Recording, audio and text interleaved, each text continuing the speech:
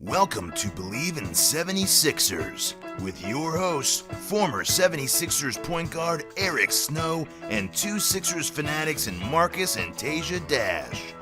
Bleav In 76ers is presented by BetOnline.AG. Our partners at BetOnline continue to be the number one source for all your sports betting needs and sports info. Find all of the latest sports developments, including updated odds on the NBA playoffs, fights, and even next season's futures. And don't forget that the MLB is back as well. And who are you picking to win the World Series? I'm picking the Royals, but I don't think that's going to work out, but we'll see. BetOnline is your continued source for all your sports wagering needs, including live betting and your favorite Vegas casino and poker games. It's super easy to get started, so head to the website today or use your mobile device to join and use our promo code BLEAV, that's BLEAV, to receive your 50% welcome bonus on your first deposit. BetOnline, where the game starts. Hey guys, welcome back to Bleav In 76ers podcast. I'm here with our guys, former point guard Eric Snow and my brother Teja Dash. Fellas, how you guys doing? Doing good. Yourself? Good. On to round two, baby. I'm feeling great. Cloud nine. Okay, so there's a lot to get into, and Eric's on vacation in Hawaii right now, so we're gonna get right to it and go to the topics for the show, and obviously a lot to cover here. So first topic tonight. So after a long and hard-fought series with the Raptors, we finally closed them out. A completely different team showed up last night compared to what we saw in Game 4 and Game 5, winning yesterday 132-97 was the final score. What did you guys see differently from our guys in Game 6 that we hadn't seen the last two games? I think that it was probably the first time that collectively guys, made shots. I think and they kind of put those shots with getting stops, and then it just took over, and the better team won. So I think that we played our best game, arguably our best game of the series. But the way we put the ball in the basket, and then on top of that, getting stops and not, taking better care of the ball and just playing a better all-around basketball game. Of course, the scoring really, kind of outshines everything. But I think collectively it was a really good game, for our team. And it was probably like one of the best games for everybody that's, that was a part of it. So I think that when you mesh like that and everybody's playing a really good game, we're hard to beat.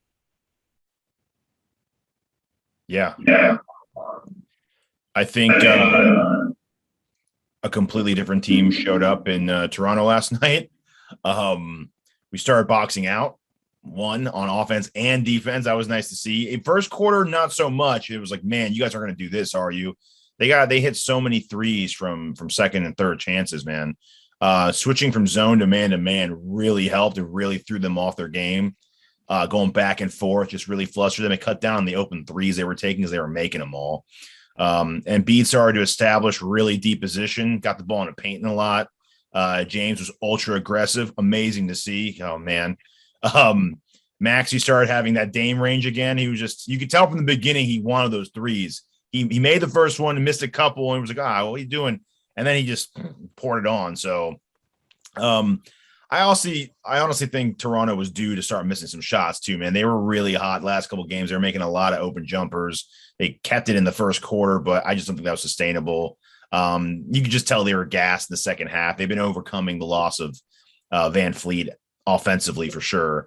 And they couldn't deal with it once we started extending the lead. And I mean, Eric, you know better than me, obviously, when you're down, if you're down in a series like that and Cancun's in the distance and you're down by 25 points, man. Like they'll give it that's why, like on the winning end, if you just, they're going to give you a good push. Keep punching them down. If you just withstand that and kind of don't give up your lead, don't kind of give them that confidence that they can come back. Yeah, they'll wave that white flag pretty soon. Like it'll happen. And that's what I think happened when we jumped on them in the third quarter. So it went, and then they kind of fought. And when they seen that dent wasn't really going, and then there's like, okay, fourth quarter, let's go, man. Cut it before the first 6 minutes and all that. As soon as that died down, they like, well, let's start making plans. And Paul Reed played great too, by the way. The non-Embiid minutes were really good this series, and maybe maybe lobbied to get more minutes going into the Miami series. Who knows how Doc sees the matchup? It's Bam is really good. He's not a big guy, like Joel, but he's really good. So it'll be interesting to see how Doc and his staff kind of plays it. Yep. Eric, I know we didn't get a chance to talk about the thumb injury, but just I saw some pundits today saying that from game 4 and 5, it seemed like the thumb injury was kind of in his head, in Embiid's head, a lot of that. And then yesterday, you didn't see him looking at his thumb throughout the game. He was kind of just playing with it. Does that pain? I mean, I know you never had this exact injury. You had a broken thumb in your left hand, but I mean, is that something you just get used to, with the torn ligament in your thumb? I don't think you get used to it, but I think it's probably a pointed effort to to stop bringing attention to it. I can see them saying that, or him be like you can't just complain about your hand like each play, because they're going to see that, they're going to attack that. Yep. So, but I don't think the pain is gone anywhere. I mean, he could have addressed it before games, but I still think it was a pointed effort to kind of we don't have to bring attention. Everybody knows it's there. We don't have to keep bringing attention to it, because that's also alerting the other team. Is part of it too, maybe the sling, getting used to the actual thing, because on your hand when you're shooting, that's gotta feel weird. Yeah, I mean, to me, anything when I handled the ball or anything on my hands was different. So you had to practice with it. You eventually will get accustomed to playing with it, but it's never better than not having anything on it.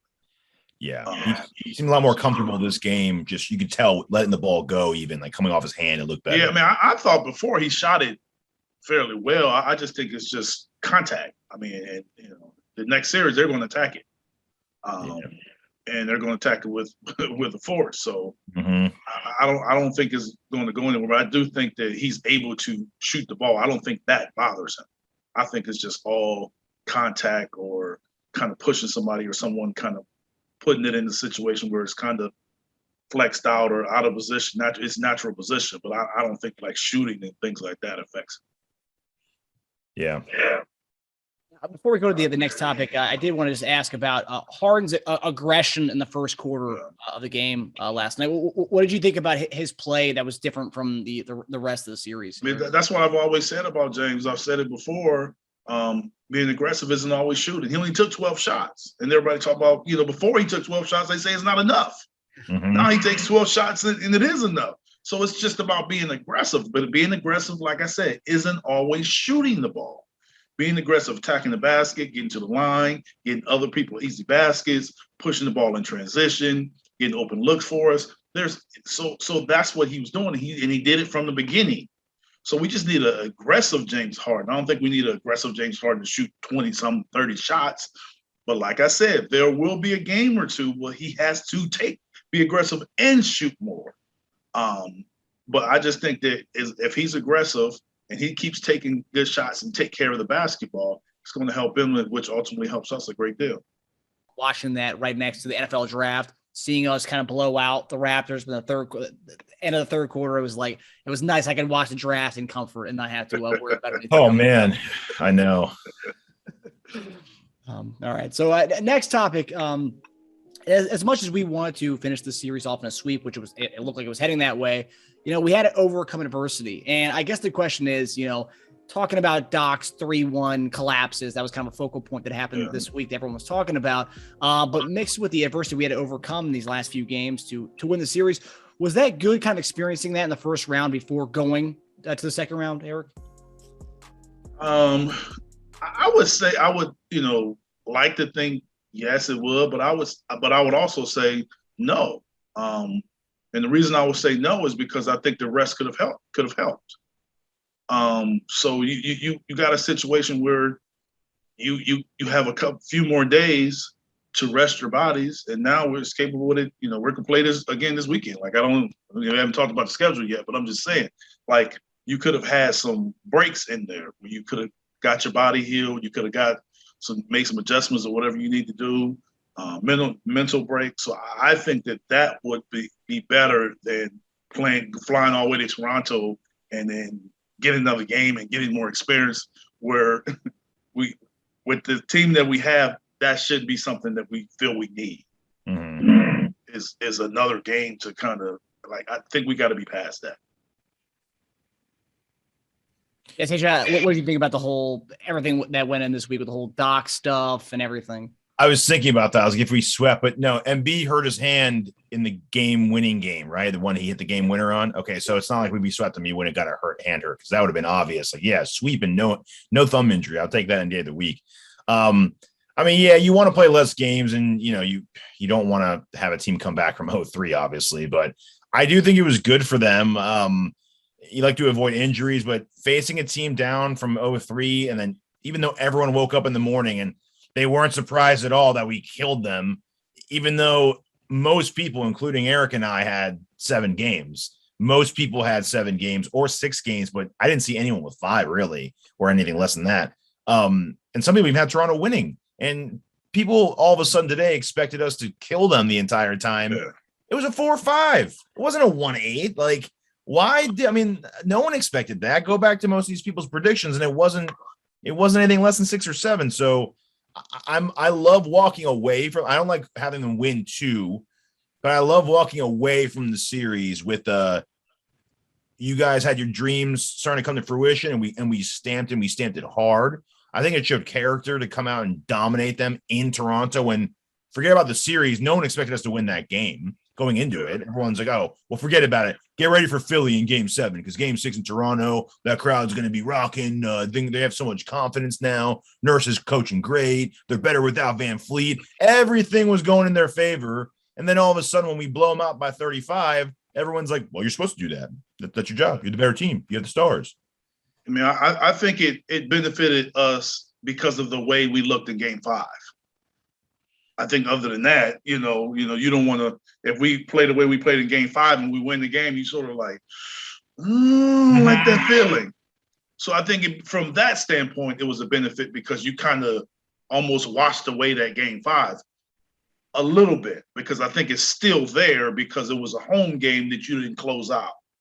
I've been a part of having a 3-1 lead and then going into Game 5 and losing. I believe I did it twice in my career.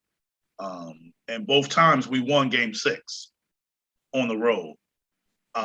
So that I think was important, that losing Game 5 and not letting it extend to Game 7 was crucial. That I do was crucial, but I don't think it was needed for us to kind of find out where we are. I think we got to be bigger and better than that. Every series in the Eastern Conference didn't go past 5 games, except ours.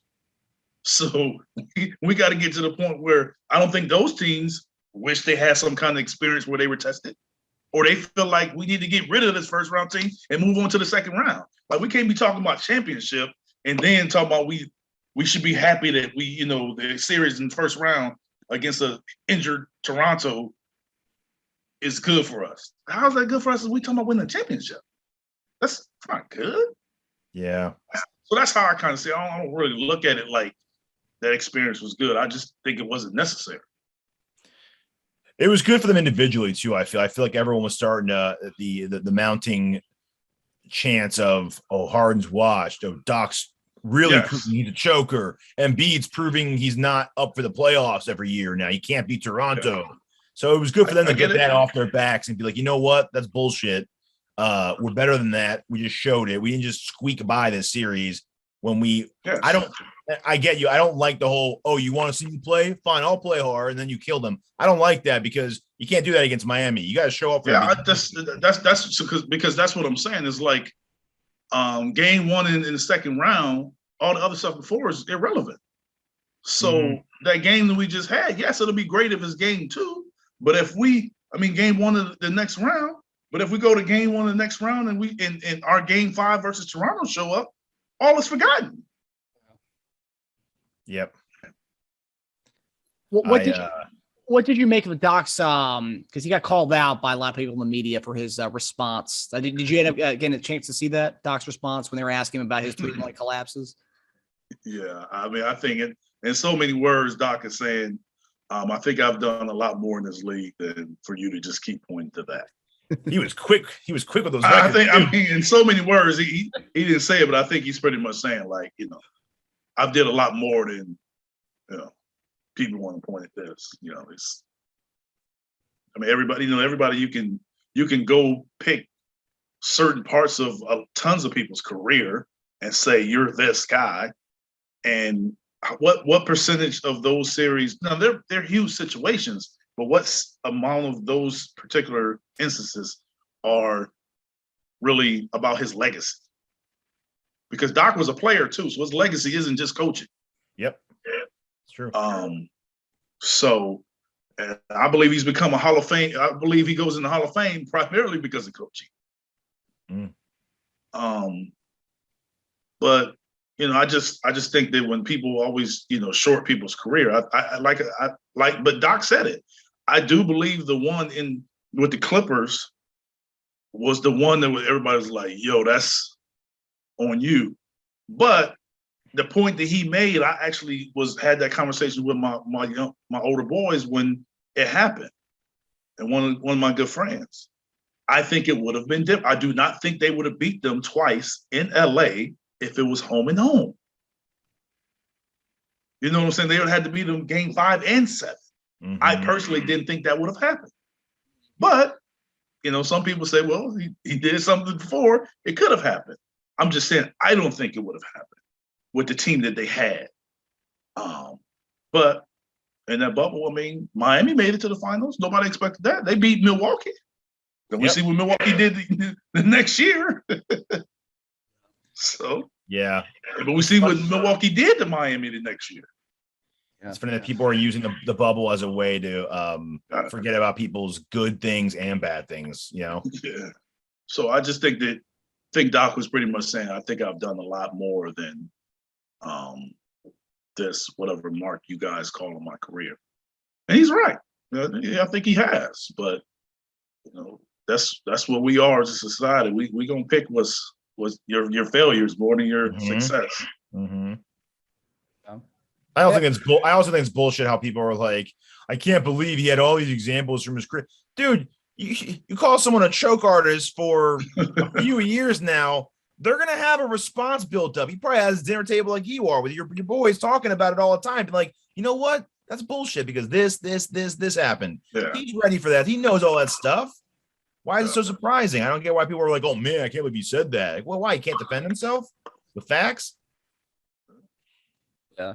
And I think the worst part about the whole Doc thing is that even people who are casual NBA fans, this whole thing's been such brought up by everyone that like casual NBA fans who don't really know much. They just know. Doc. Yeah, it was tons of memes about it because when we were up 3-0, people were making the memes like, oh, they 3-0. No teams ever came back from 3-0, and they got Doc's face on there, like making it seem like, hey, it's possible. Like people make fun and jokes from the beginning. Yeah. So. We weren't even in game. We were going into game 6, but like you said, Teja, not many people expected us to win. So they were already looking ahead like, okay, well, what are you going to do in game 7? Because they're not winning this one. Oh man. People had Ben Simmons / Harden memes about how both teams are ending up the same way. Both teams are having a terrible time afterwards. Like what, dude? Man, just people will find the way to make it the whatever it is fit their narrative if they want in the end. That's simple as that. Yeah. Well, we got it. We got a series to look forward to now, and Nets fans and Simmons, they have a lot of other things to worry about. So we're gonna go to our final topic tonight with our predictions. So we got a slugfest of a series coming up here against the Miami Heat, starting with Game 1 on Monday, 7:00 on TNT, I believe. So let's start off with your Game 1 predictions. Sixers are a 4.5-point underdog at Miami on Monday. Who do you guys have in that one, and why? I'm saying we're going in there, we're going to win it. I think we're going to win this first one. I think that we're going to come in and we're going to play our first game where we're not supposed to win. And I think we're going to go down there and then we're going to win. And I think they did an excellent job with defending Trae Young and that team. But I think Joel's going to put some pressure on Bam and make him need help. And I think I think we'll knock down the shots, but I think that we'll play better. And I think we're a better team. I personally do. Even though Miami's played extremely well, they play hard, they're disciplined, they defend. I still think that we're the better basketball team now. We just got to go out and show it. But I think we go into game one and get that victory. Is what I'm saying. I think that, like I said, we're not supposed to go. We go down there and steal that one game and see what happens. I think we're so good when it's stacked against us, like just that Toronto game, for instance. I think Embiid thrives off being questioned. I think Doc zeroes in a little more when he's being questioned. I think Harden plays harder. That dunk from Harden was just like, I'm not done. I can still dunk. I think Miami game 1 is going to be a surprise type game where we kind of feed off of the last game's momentum and we come in with the same type of just assertiveness and aggression. And I think we do win game 1. I think we lose game 2, but yeah, it's different. We'll tackle that then. But yeah, I think I also think we don't even know no one's even talking about it, but is Lowry going to play? I mean, I haven't heard any updates on him. That's the key too. Like, I believe Jimmy's going to play. But Kyle, I mean, if he does play, is he going to be right? Yeah, I don't know. Like, I think that's still a question mark. I mean, huge question mark. Yeah, because I think that's someone that can give us trouble. And then I think that depth, and I think that if you take that away, it's some exposure that can come from that. Yeah, and I think we were watching the Chuck, Kenny, and Shaq on TNT, and they were talking about how Pat Riley in his past didn't like doubling. And they don't know if Spoelstra's going to follow the same suit, but they're assuming he is. So they think, they think Bam's going to be put on an island with Embiid, just try to stop him. I mean, but I don't. I mean, I do think they're going to double. Like, he doesn't like doubling, but if you look at how they defended Trae Young to a certain extent, they doubled him. Mm-hmm. That's true. Flash double. They kind of depend. It kind of depends on who was defending them. They switched. They zoned up. You'll have a lot of shrinking the court, zoning up, and that's why it's going to be very important to make shots. But the thing about Miami is they're more selective as far as doubling, like a selective double, meaning they're going to double and they're going to make us, take the shot. Whoever they want to take the shot is who they're going to be selective double teaming. So it's not just a random double. It's going to be, okay, we're doubling off of this guy and we're not going to rotate to him. Or we're going to double from the top, but we're going to let the guy that goes and double the ball, he's going to always rotate to whoever we want to shoot. We'll get a late closeout, let him shoot, cut off all the other lanes. So that's how you got to make an adjustment. If that guy isn't making shots, or that guy needs to cut and get a layup, because they'll defend a guy that's making the layup, but maybe not a guy that's taking the three. So it's different things that you got to do to combat that. But I expect that they double Joel because they don't want Bam to get in foul trouble. He's too important to their team. It's just how they're going to go about doing it. It's different. Like back in the day when teams had a good player, not only would you double team that guy, but you would double team the point guard or the guy bringing the ball up the court to get them out of that set.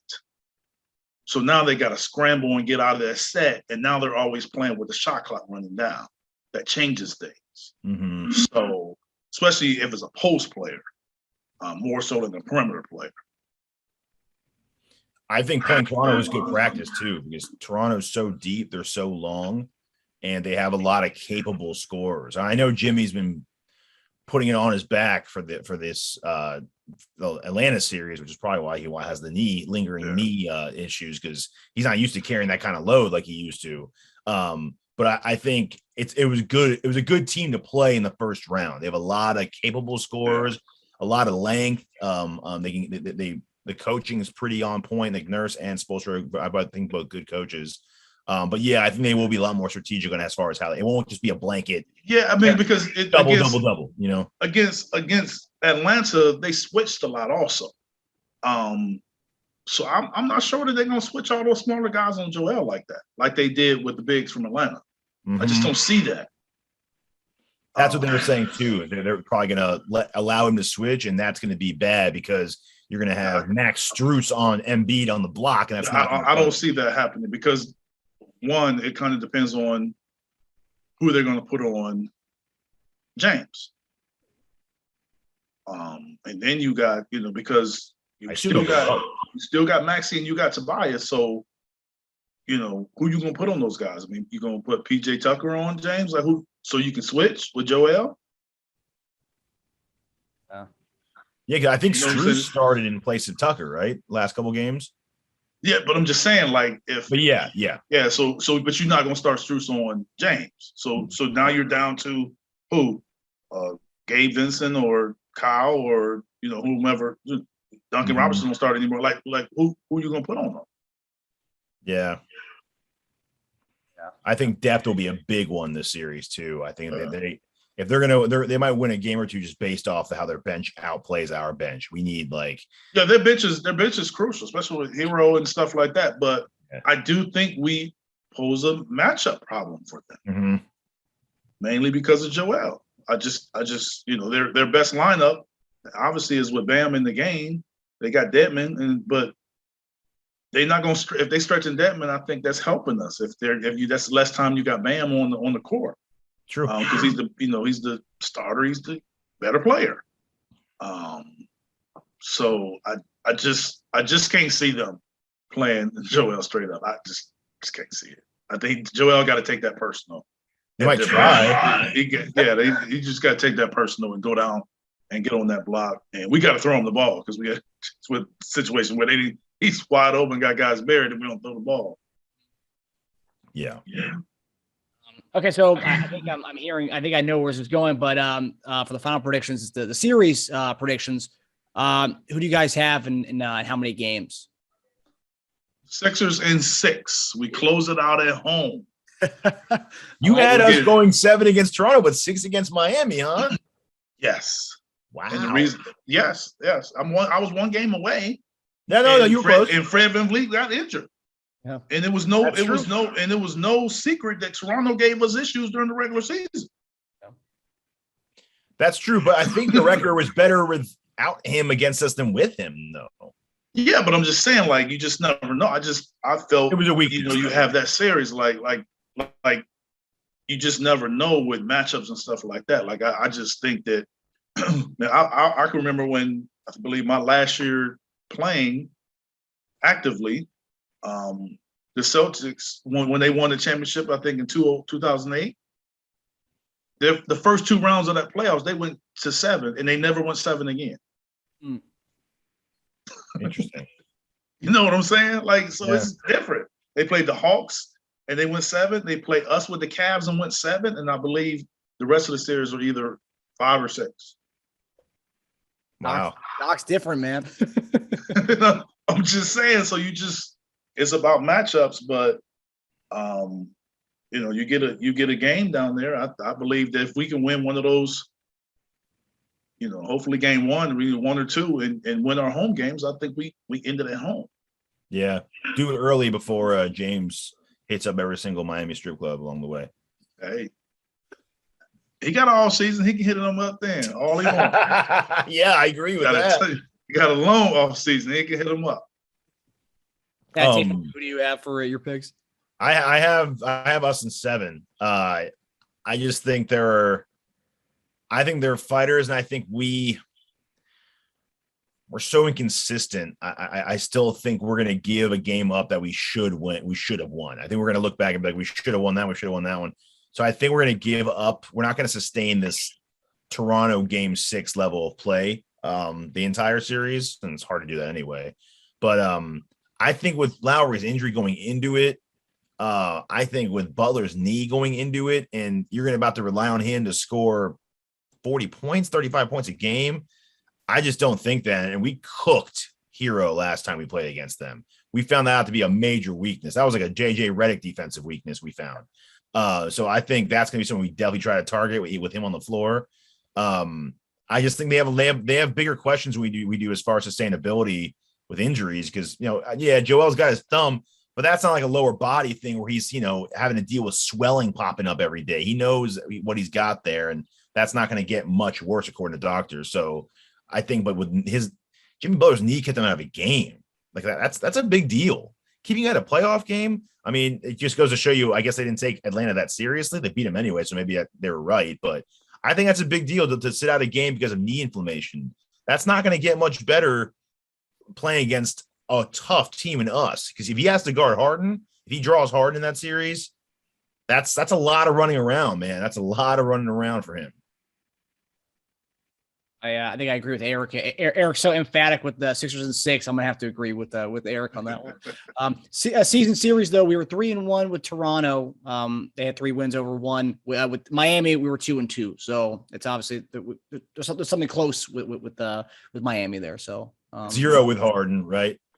Yeah, 0 with Harden playing. 0 with Harden, and then there's always guys missing games. I think they killed us one time when all their backups are in, like Strus and Vincent. Yeah, that's weird. Kind of like Toronto too, though. Toronto was always missing somebody when they played us in the regular season. Yeah. They still beat us. Yeah, no, right. So it's going to be a dogfight of a series. I hope it is 6 games. I don't want to do a 7-gamer like a lot of people predict, but actually a lot of people are predicting Miami in 5. Stephen A. Smith said it earlier. Steven got to say he's been talking that we didn't have a chance. So how could he now pick anything more than that? It's true. And a month ago, everyone was laughing at Miami for being a disaster when they were fighting on the floor. And now all of a sudden they're the strongest, best, so solid, so consistent team in the league now. Yeah. Okay. Well, I feel like a lot of the pundits just want Miami to go as far as possible because they want to be able to do finals coverage in Miami, which of course, I don't blame them. Of course. Yeah, I don't blame them. All right, fellas, that does it for us. Thanks for tuning in to Bleav in 76ers, presented by BetOnline. We'll see you guys next week as we recap Game 1 and preview the future games. So, guys, Eric, I hope you have a lovely rest of your vacation, man. Go ahead. Appreciate it. Take it easy. Later, guys.